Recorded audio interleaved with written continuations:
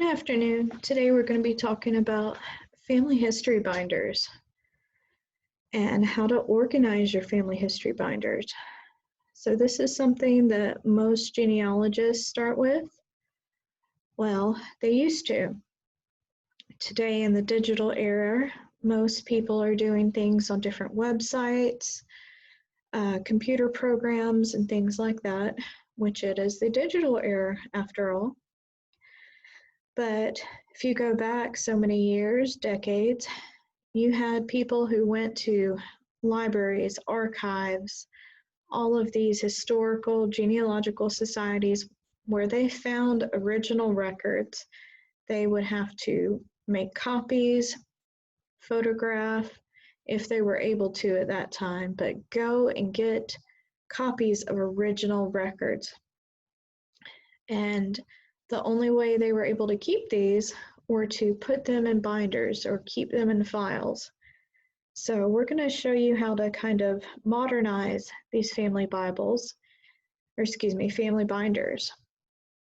And one of the big purposes of this is to be able to share this with others in kind of a quick format where you don't have to rely on internet, a computer working, battery. You can actually just show this to someone close by and try to get them interested.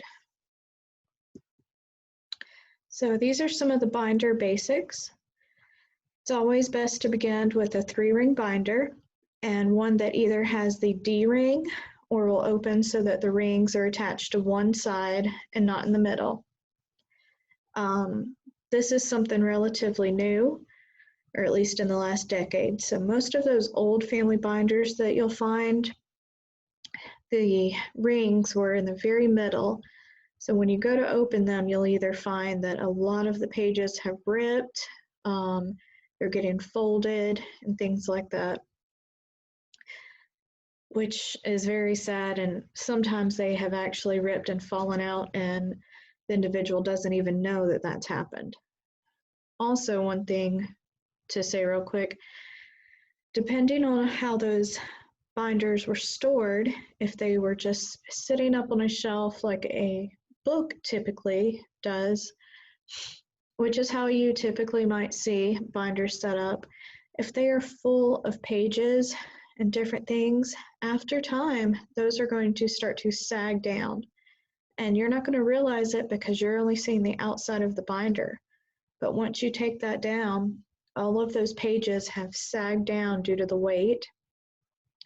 So when you store your family binders, you actually want to lay them down instead of storing them standing up. And then you want to use the clear plastic sleeve protectors to store your copies of records. By using these, you don't have to punch holes into your copies. You can put copies back to back. And some things, if you have, a couple pages or several pages, say pension applications or things like that, you can put all of them together in a single sleeve. And then if you need to get them out, again, you just have all of them and they're copies. They are not the originals, so you can get them out easily. This also helps with keeping citations of records together with the original copy of the record. And you'll hear me say copy, not the original record, but a copy of it. So these are some examples, and forgive me that some of these images are a bit blurry, but over here, this is that D ring, and it actually looks more like a backwards D. But this way, everything is straight, and so you can turn it over here, but when it is stored, it is all straight, so it's not curved around. And this is an example of one of my first binders that I did. As you will see in a little bit, I am a bit OCD, and I love my colored tabs. But these are copies of original records. This is a copy of an original death certificate and an obituary. And once again, these are just some examples. This is a Social Security death index, and then this is a copy of a birth certificate that was reissued. And then I'm going to go over the various ways, but this is a marriage license. So again, it is copied. So yes, there is some writing right here to the side, but it is a photocopy. So you can see right here where the individual has written book 6, page 31. So they know where it was found. So you can use a variety of different tabs to separate the generations or people in your binder. You want to begin your binder with a pedigree chart that will include the direct ancestors who are included in your binder. And I say that, but again, it depends how your binder is going to be done. But if you are going direct ancestors, you want that pedigree chart. To help stay consistent, it helps to have a key in the front of your binder. You can also have notes before certain records of photos to help clarify who the records pertain to. I typically do this when I, have photographs, which are copies. I will type the names of them in order of who they are. Then you will want to have a family group sheet for the individuals. And I will have several examples for this. So each time you go to a different couple or a specific individual, you want to have that family group sheet, because if you start working on your tree and you go back several generations and you do any collateral lines, you will see the same names repeat at some point. But that does not mean that they are senior or junior. It could be a grandchild named after a grandparent or an aunt or uncle. So you need to know that individual, when they were born, where, and who their parents are. That's going to help you distinguish which person that is. This is an example of a binder that I actually started and finished yesterday. It's actually not nearly as complex as I normally do. So you can see that I have my pedigree chart right in the beginning. And even though it is a full pedigree chart, I've got highlighted just the generations that I'm doing. And right here, this is basically an 8 tab. And the only reason I have kind of the little post-its is because for some reason, the clear sleeves that I put in, they poked out further or stuck out further, so you couldn't see the tabs. So I just put those in there so that I could still see where the tabs started. But this is my key. So I know just when I go to the next tab, right in here, that will tell me what generation and which couple this is. So I am going back technically 10 generations, but if you remember, I say always start with yourself. But when I'm doing a binder like this, there are very few records for myself, for my mother, because we were both still living. So obviously we each have a birth certificate, but there are not many other vital records. So in this first record, I have me and my mother and my grandmother, which that is the line that this binder is going through. And since my grandmother is deceased, she is still in number 1, because then we go through her parents and then his parents and so forth. This is the first binder that I did for my father's family. And as you can see,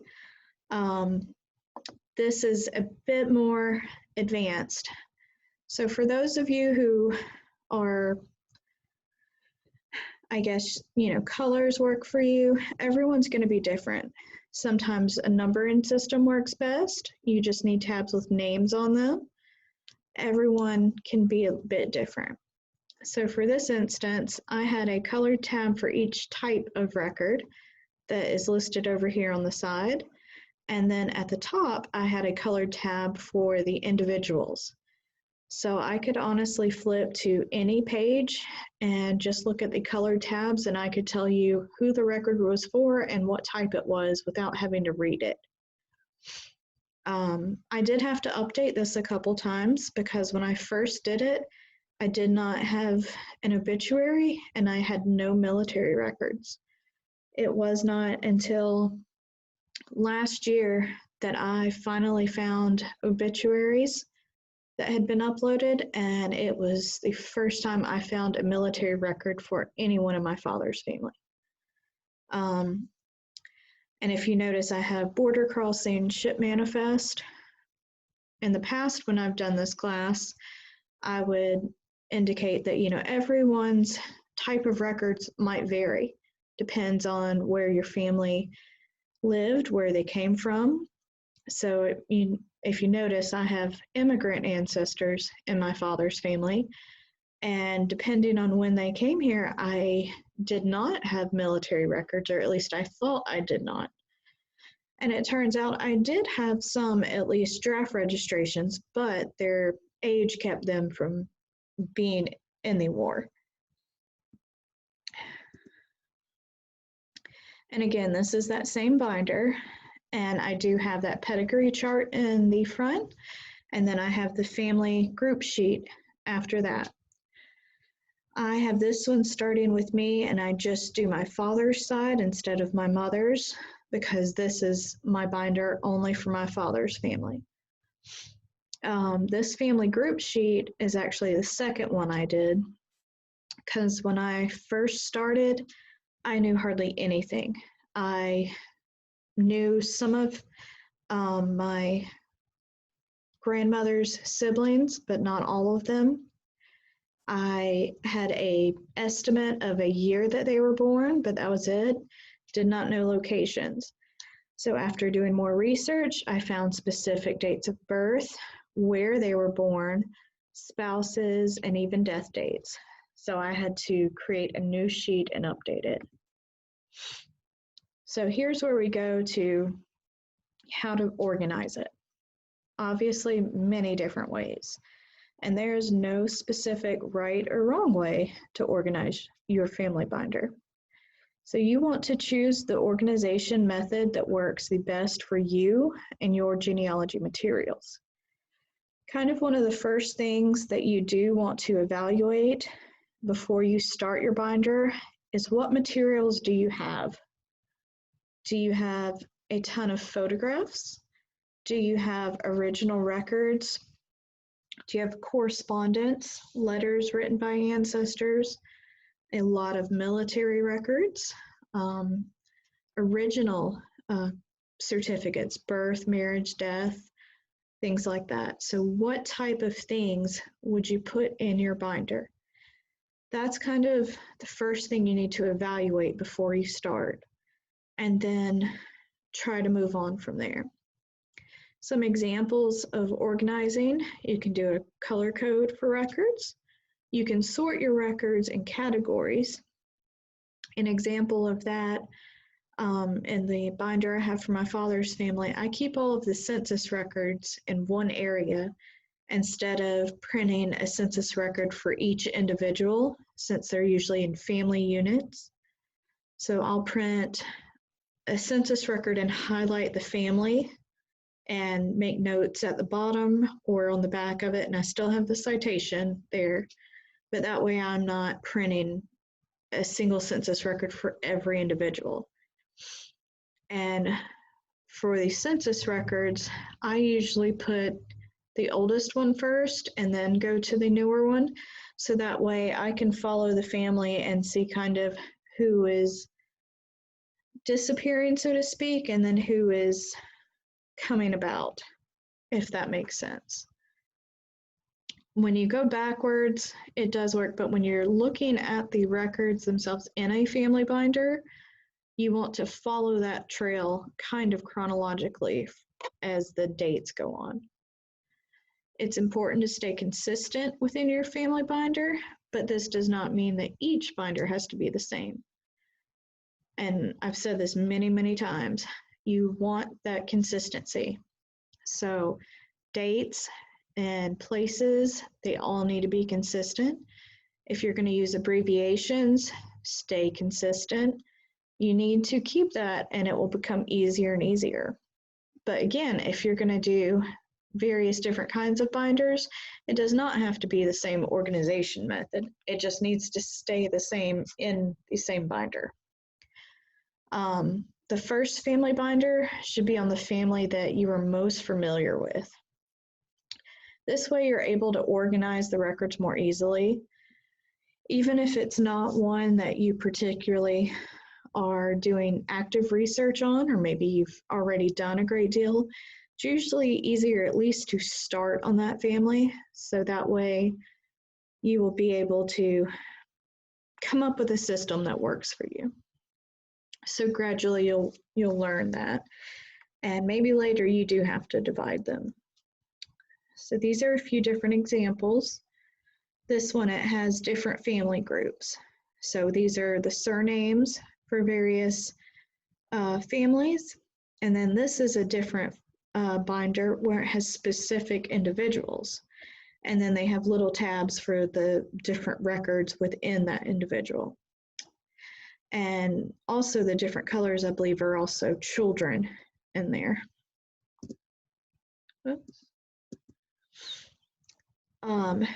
This is another example. That is the family group sheet before it starts on an individual.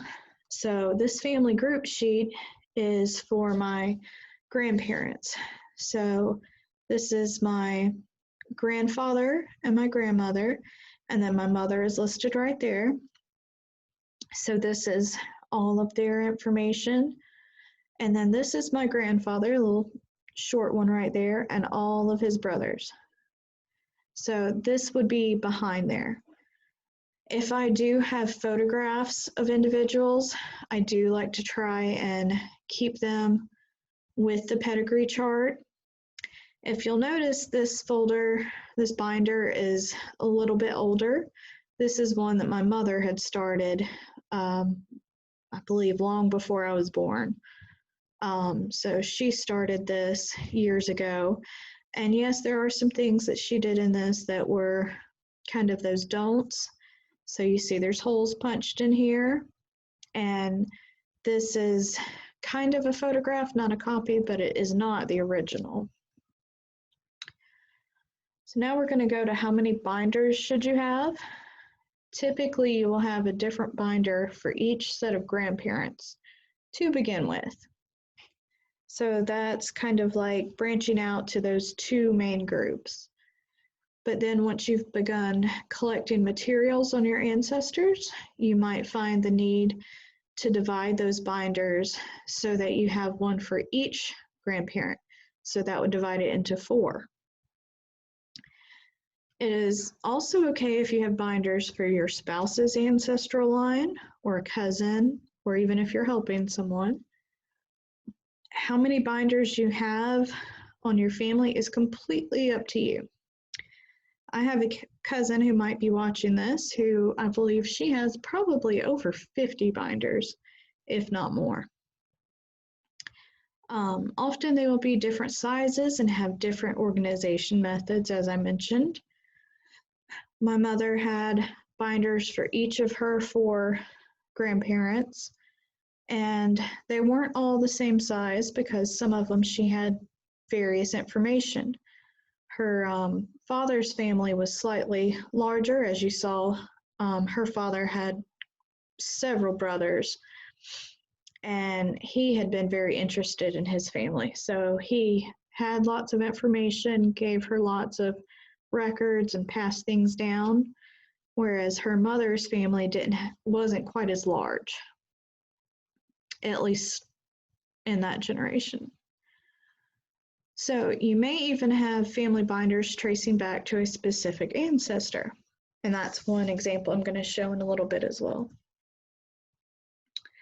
So you can do these chronologically, and if you do that, there's one of 2 ways. You can begin your binder with the most recent generation and records and work your way backwards to the furthest generation. And this is typical of how you start your genealogical research. You begin with yourself, your parents, grandparents, so forth. So that is my father's binder, or my father's family. So that is a photograph of my father, his senior portrait. I believe that is one of 3 photos I have ever seen of him with hair. So I treasure that photo. Or you can begin with the furthest generation and go to the present. But this is the typical method for published family histories. Once they have compiled all of the information first and are technically at their stopping point. So if you're at a library, archives, or something, and you find a family history book, often it will start with the oldest generation, or at least the oldest proven generation, and then go, here are their children, their children's children, and so forth. But again, that is typically a published source where they have said, this is our stopping point, so we have done the research. When organizing your binder by generations, it can be done one of two ways.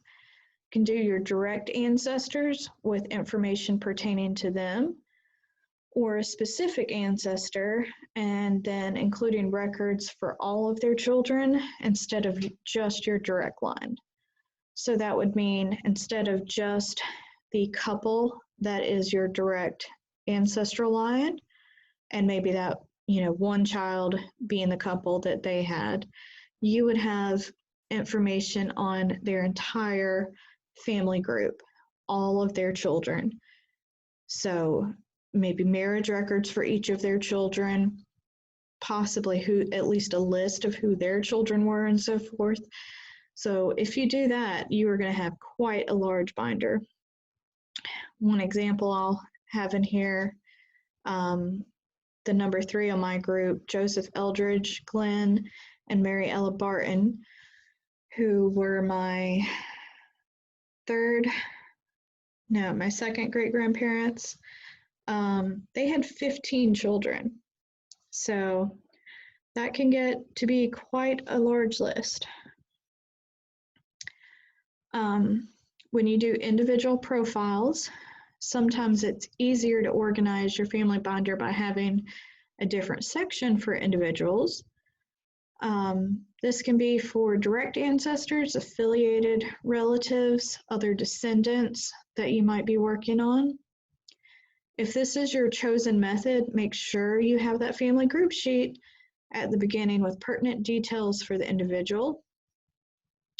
Again, it's suggested to put records in chronological order from the beginning of the individual's life to the end, or the last recording of that person.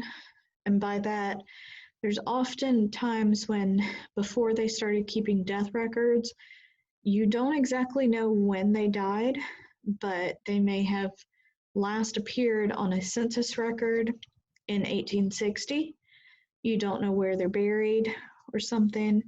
So that would technically be the last record for them. So this is my great-grandparents, and that is my grandmother right there.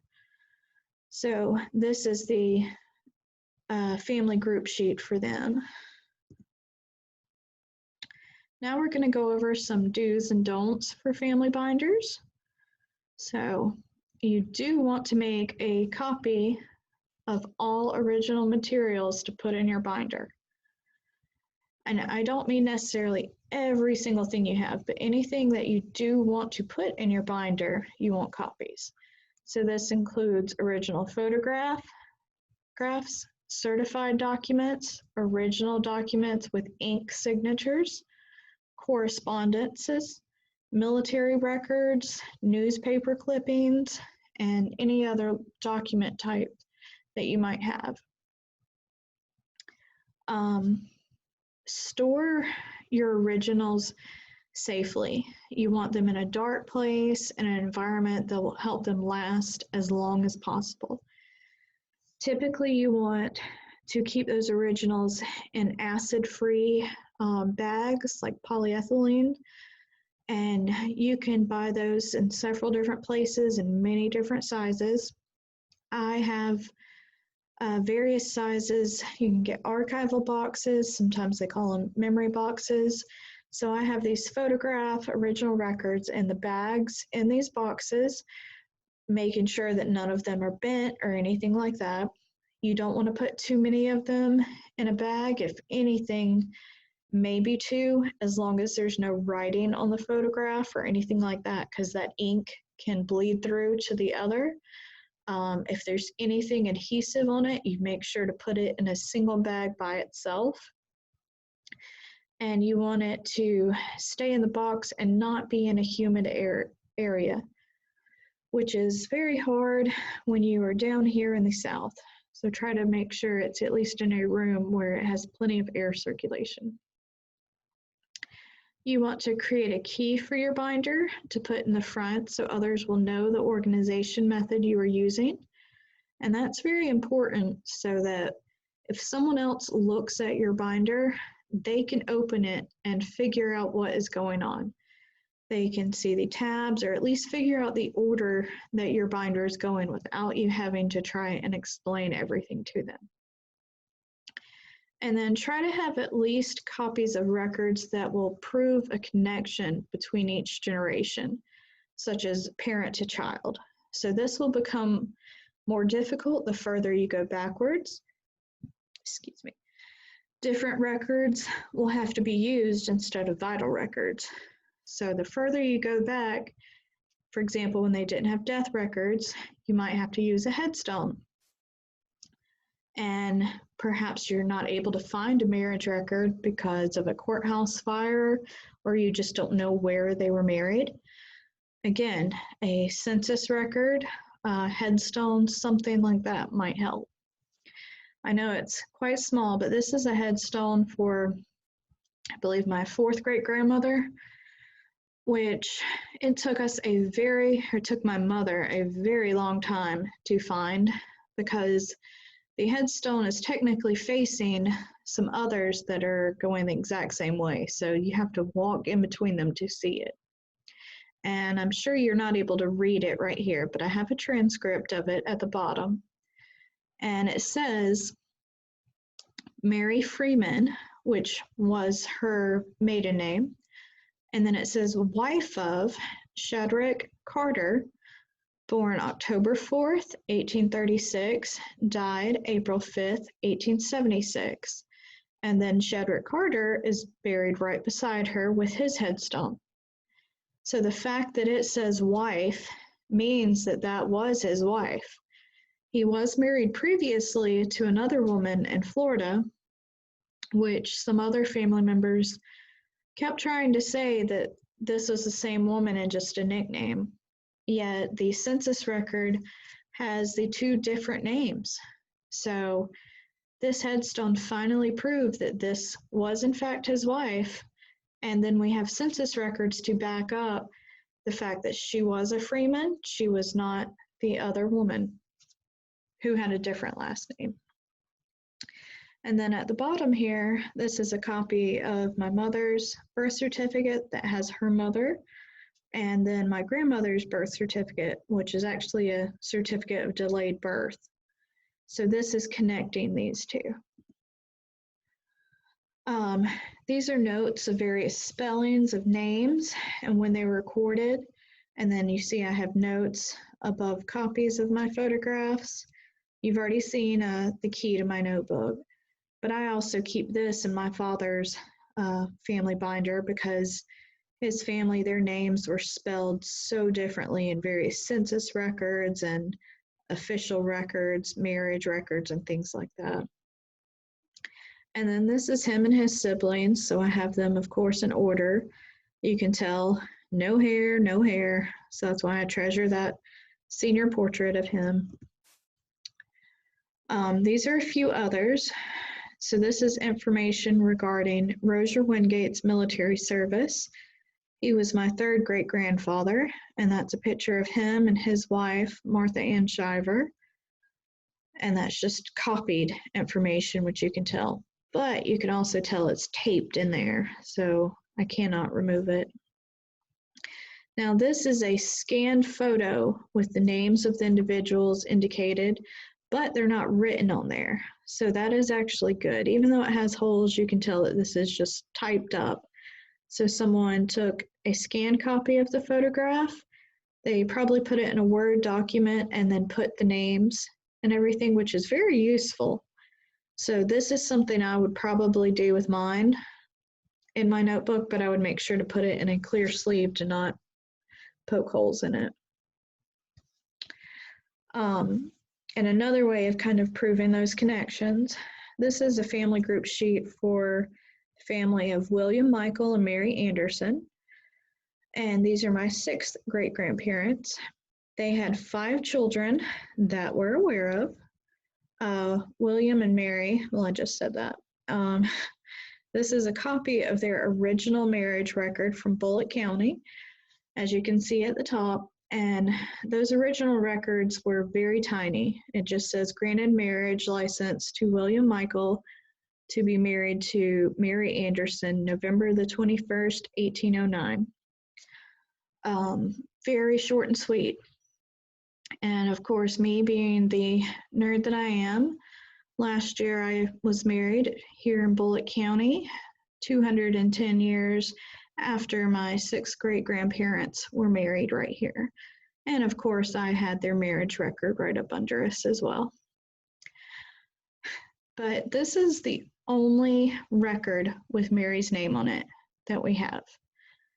So you would think that that is not much proof, which it is not, but because this is so far back, you have to have other records put together to try to piece together her family or her life, so to speak. So in this family group sheet, we've put all of the information that we do know. So you'll see several abbreviations: about, before. We do know the marriage date, and we know where they were, at least at certain times. We know their children. We have estimates of years of birth and estimates of death. We know some of their spouses.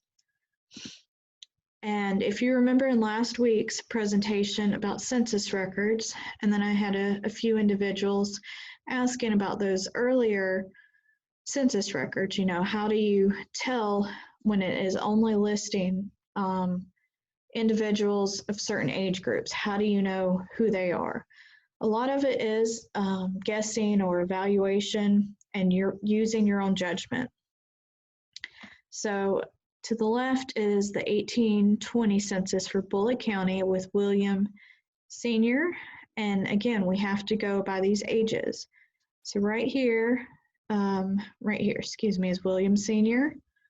And then you have John, Josiah, William Jr. And then you have Elizabeth and Sarah, and then this would be Mary, which all of these fit the dates that they were born, and how many there were, how many individuals were living at that time. And we know that they traveled to Thomas County about 1827. Her father, his family, all but 2 of his children remained in Bulloch County. The rest of them all moved with the parents to Thomas County. So the 1830 census from Thomas County with, once again, you've got William Sr., then you have Josiah and William John. He is now older and he's in the next age group. Then you have Sarah and Mary down here. So we know that she lived past 30. And then again, they are on the 1840 census. So this way I'm able to track, and again, as I said in the question and answer, you want to make sure that they are kind of in the next age group, that they have aged roughly however many years to be in that next group to confirm it is the same person. Now you will notice that at first in Bulloch County it's spelled Michael, but then once they go to Thomas County, it's Michaels, Michaels. You can understand how that can happen because it is pronounced Michael, which can be spelled either way. So a lot of the names of Bulloch County families who traveled down to Thomas County in the late 1820s, the spelling changed slightly. So even though that is slightly different, we know that that was the same couple also because he is listed living next to several of the same families that were related to Mary. So here are the don'ts for family binders.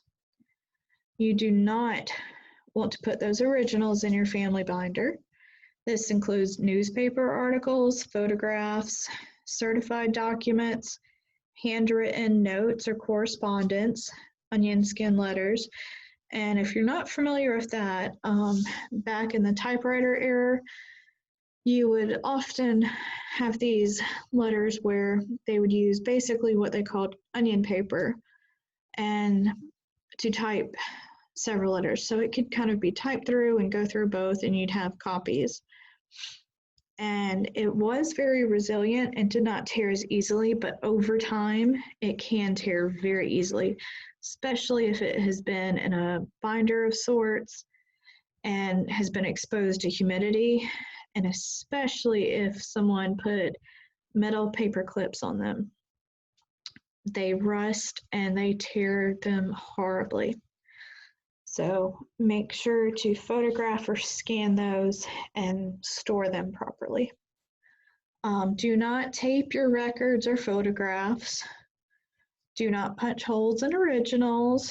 Do not glue newspaper clippings. Do not write on or highlight any original document.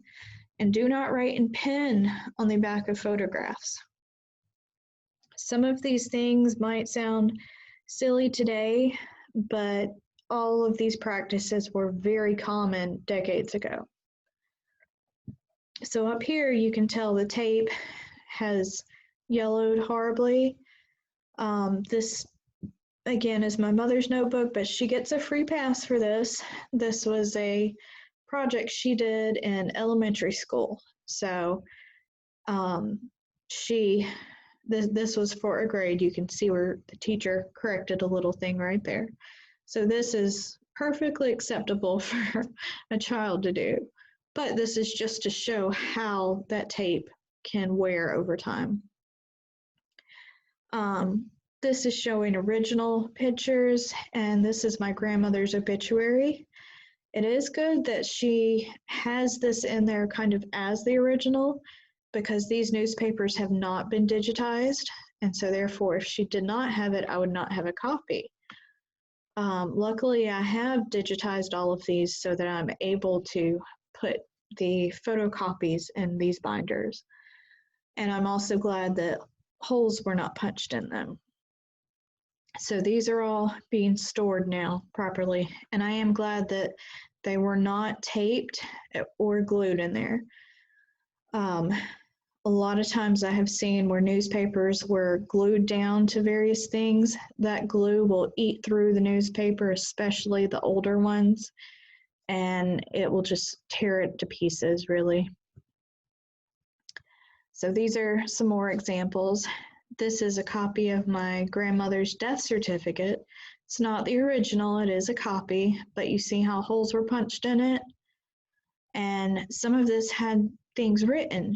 Right here, it doesn't have anything there, but it does have, it takes away information. So you do want to be so careful about punching holes in anything. So how do you fix past mistakes?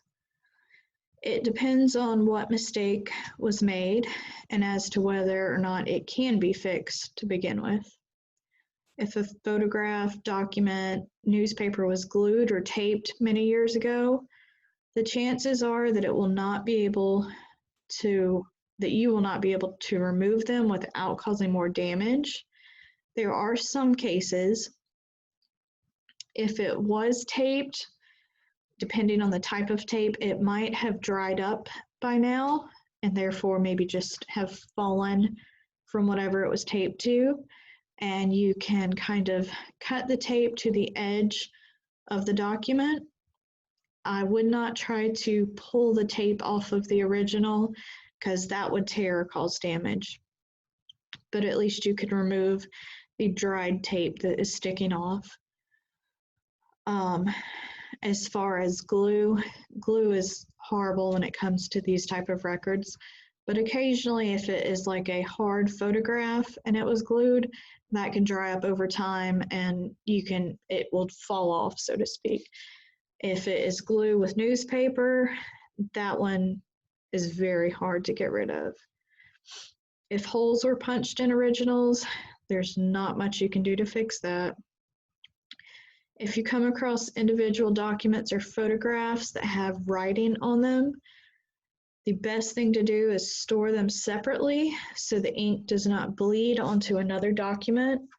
You would be surprised at how many years and decades later that ink can still transfer to another document. And it can, of course, also bleed onto the other side of the image. If you ever do need to write on something, which you don't really need to begin with, but if you do, always use a pencil. Do not use a pen.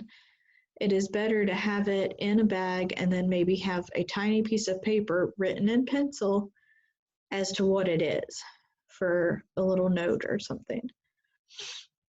And if you do have originals in a binder, but they are not attached to anything, be careful when removing them, and again, store them where they'll be protected and make digital copies to print for your binder.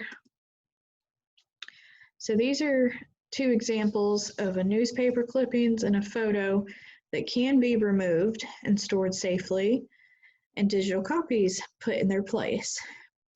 The one on the right, these are my, I believe, also third great grandparents. This is James Bunyan West, I believe. I might be missing them a little bit. But the one on the left is a newspaper article where this is not a direct ancestor of mine, but more of a cousin. And so if you see the title of vending, and right above the photograph is the Wingate vending machine. So that's kind of one of my family stories of what's neat is he actually invented the vending machine. Sadly, he sold the patent to Coca-Cola. These are a few more original photographs that were put in here, but luckily they were not taped down or anything. Now, some of these are copies. These two I do know are copies because this original was very tiny. And these might have been copies as well, but you can tell they have stains on them. The edges are a little torn, so I've tried to digitize these so that I can just print them out on a piece of paper to have them stored better. And this is from my binder that I did, and this binder was actually one that it does follow direct ancestors, but not one in any specific line. It is actually a family binder going to Joseph Anderson, who's a Revolutionary ancestor from Bulloch County. So these are just examples of two original records. I have a headstone for him. And as you can obviously tell, this was not a headstone that was put any time when he was living. This was put up, it has on there by his third great grandchildren and fourth great grandchildren. And it says who he served under. And then to the right, I have copies of a Bible page, which was very ornate. So this is just a printed copy with a note of which Bible it is, and I have several pages. This was births, and I also have marriages and deaths. So you want to have those records to try to connect different things. Your binders are what you make of them. It is how you want it to be. It's the organization method that works best for you. Sometimes you might need to try different organization methods. Start with what you know the most about. Organize it how you might have taken notes in a certain class and worked well for you. you have to remember that this is very much a visual. You are putting records in here that you are going to read but also see. And this is not like Ancestry. Yes, you might get a lot of these documents from there, but it's not clicking. This is turning pages and seeing into your ancestors, seeing their story as you turn the page. So you want to have in here things that will tell you about your ancestors, tell you who they are, give you information on where they lived, and personal details. So you want to do what you can to try to recreate their lives, and then you're able to share it with anyone around. So we will have our Q&A on Monday at 2 o'clock. You are welcome to go ahead and start posting any questions you have in the comments. You can post questions on this YouTube video or on Facebook where the flyer is. And the event should be created on Facebook as well, where you can also post questions. Thank you.